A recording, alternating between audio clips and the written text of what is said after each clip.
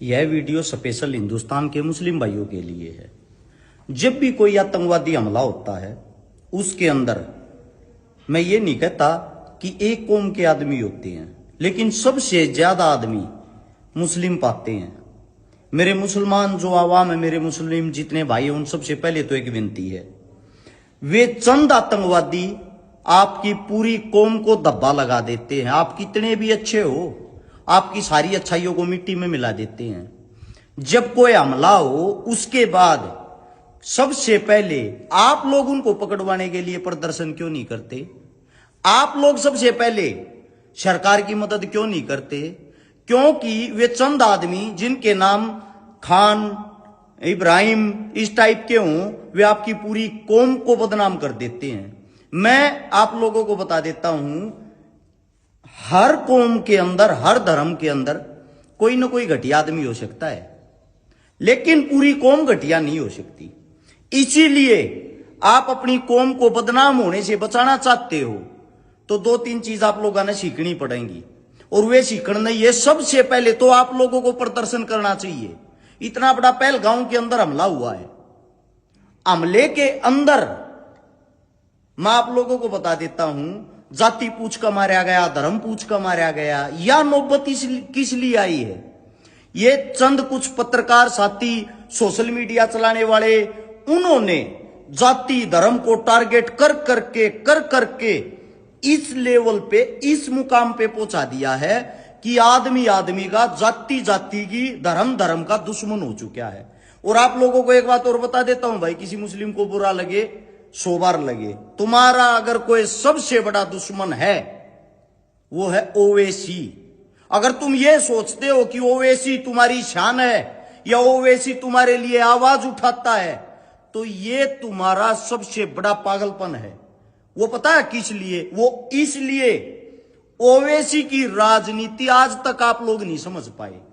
हर time वो अपने मुंह से जहर उगलता है हिंदुओं के नाम पे, जहर उगल के उसने लोगों की मानसिकता इतनी छोटी कर दी है कि जो हिंदू मुस्लिम है ना, आदमी ऑटोमेटिकली उनमें बट जाता है। और जब जब चुनाव आता है, गौर से देखना, जहां भी चुनाव आओगा, यूपी में आया हो, बंगाल में आया हो, राजस्थान में आया हो, ओवैसी ने उस टाइम जहर उगलना शुरू कर दिया, और जहर उगल के उसी जगह पर जाकर प्रदर्शन करता है। सपोज करो उत्तर प्रदेश के चुनाव में ओवैसी ने आकर प्रदर्शन कर दिया। अब हर सीट पर 7-8 जो हजार मुस्लिम वोटर हैं, जो उसके कट्टर समर्थक हैं, उनकी वोट वो ले है। क्यों? आप लोगों को लगता हमारा मुसलमान भाई है, बड़ी अच्छी बात कहता है, वे वोट ले ली तुम्हारे से 8000 वोट, जो सरकार के विपक्ष में पड़नी थी, यानी कि बीजेपी के विपक्ष में पड़ती हैं वो वोटें, बीजेपी की तरफ तो जाती नहीं। अब बीजेपी की तरफ वो वोटें जाती नहीं तो वो विपक्ष में पड़ेंगी तो कहां जाएंगी? कांग्रेस को। और वे 8000 वोट पर्सनली तौर पे वो अपने घर वाले हैं, और हार जीत जो यार 3-4-5 वोटा में हो जा रहा है, और इसी कारण बीजेपी वहां से विन हो जाती है। उन 8000 जो वोट वो लेता है ना, उसके लिए आप लोग आज तक नहीं समझ पाए, वो भी बीजेपी पार्टी का ही एक हिस्सा है, सेकंड पार्ट है। आप लोगों ने बकावे है, वे 8000 वोट अपने घर वाजा है, और वहां जब बीजेपी की विजय प्राप्त हो जाए है, उस टाइम पर फिर चुपचाप लेगड़ जाए है। लेकिन वो जो उगल्या और जहर है वो बाद में दुख देवे है।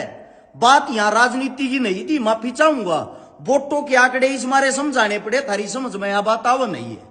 आप लोगों को बता देता हूं, वो तो चला जाता अपने घर, वो करता अपनी राजनीति, सरकार से उसको कोई द्वेष भाव नहीं। क्यों? क्योंकि सरकार का ही आदमी वो स्वयं है। लेकिन जो जहर वो उगलता है चंद पैसों के लिए, सरकार से जो वो बोरी भर रुपये ले है ना, जिनके कारण वो यो जहर उगलन लाग रहा है, उसके कारण वो जहर जो आम जनता वो समझ नहीं पाती, उनकी नस नस में वो जहर भर रहा है।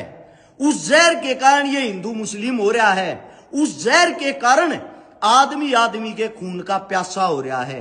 आप ये बात आज समझो, या पूर्ण रूप से तुम्हारा विनाश हो जाएगा, तुम्हारे बच्चे मिट्टी में मिल जाएंगे, जब समझना। इसीलिए मेरे जितनी भी मुस्लिम आवाम है हिंदुस्तान की, स्पेशली ये वीडियो उनके लिए, उनसे ये कहना है कि कोई भी बड़ा हमला होता है उसमें 95% नाम के आदमी अगर आपकी कौम के पाते हैं तो भाई सबसे पहले प्रदर्शन भी आपको ही करना चाहिए, सरकार का साथ आपको ही देना चाहिए। मेरा कहना यह है, किसी भी बिरादरी का कोई भी आदमी किसी आतंकी हमले में शामिल हो तो सबसे पहले वही बिरादरी, वही धर्म आगे आके उसका इलाज करे, ताकि आने वाले समय में किसी को ऐसा हमला करने से भी डर लगे।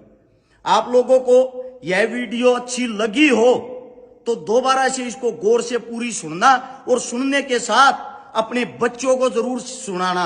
ये छोटा हमला नहीं है, पुलवामा हमला हुआ, पुलवामा के पास ही पहलगांव हमला हुआ। दिन प्रतिदिन न जाने कितने आम जनता मारी जाती है, कितनी आम जनता पर यो अत्याचार होने लग रहा है। आतंकवाद से लड़ने के लिए अकेली सरकार नहीं लड़ सकती।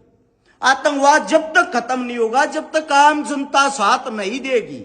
जो जम्मू की, कश्मीर की, वहां की जितनी भी जनता है, जो टूरिस्ट वहां घूमने जाएगा, उन सब ने इन नजरात देखेगा, उन सब के अंदर दुश्मन नजर आऊगा। क्योंकि जब तक वे स्वयं नहीं खड़े होंगे ना, और स्वयं वे खड़े होकर प्रदर्शन नहीं करेंगे, सरकार का समर्थन नहीं करेंगे, सरकार को सपोर्ट नहीं करेंगे, तब तक इन चीजों पर पूर्ण रूप से लगाम नहीं लगाई जा सकती। साथ में ये कुछ पत्रकार साथी हैं, कुछ भी अहिंसक पोस्ट डाल देते हैं, जाति को लेके, धर्म को लेके। ये छोटी मानसिकता बनाने लग रहे लोगों की। कृपया करके हाथ जोड़ के विनती है सरकार से, ऐसे ऐसे पत्रकारों पर, पोस्ट डालने वालों पर भी सख्त से सख्त कार्रवाई करी जाए, क्योंकि जुबान से उगला हुआ जहर सबसे खतरनाक होता है। और ये जो पहलगांव में हमला हुआ है काफी निंदनीय है, तुरंत उसकी जांच की जाए, क्योंकि जो खुफिया एजेंसी 6 अप्रैल को उनके पास ये जानकारी आ ली थी, खुफिया एजेंसी के पास, कि ऐसे ऐसे कुछ अन्य अपराधी टाइप के आदमी हमला कर सकते हैं, घुस आए हैं। और उसके बाद भी वहां 2000 से ज्यादा पर्यटक थे, उनकी सुरक्षा के लिए, बचाव के लिए वहां पर कोई भी एजेंसी, आर्मी कुछ भी मौजूद नहीं था। जब पता था, तो पता होने के बाद भी ऐसा हमला हो जाता है, तो उस पे मेरे हिसाब से सरकार को पहले से ही तैयार रहना चाहिए था। और इस वक्त हम संपूर्ण देशवासी सरकार के साथ है, लेकिन कोई ठोस कदम ले, ये ना हो पहले पुलवामा, अब पहलगांव, अगला हमला कहीं और। इस चीज को यहीं पे रोका जाए, कैसे भी करके रोका जाए। धन्यवाद।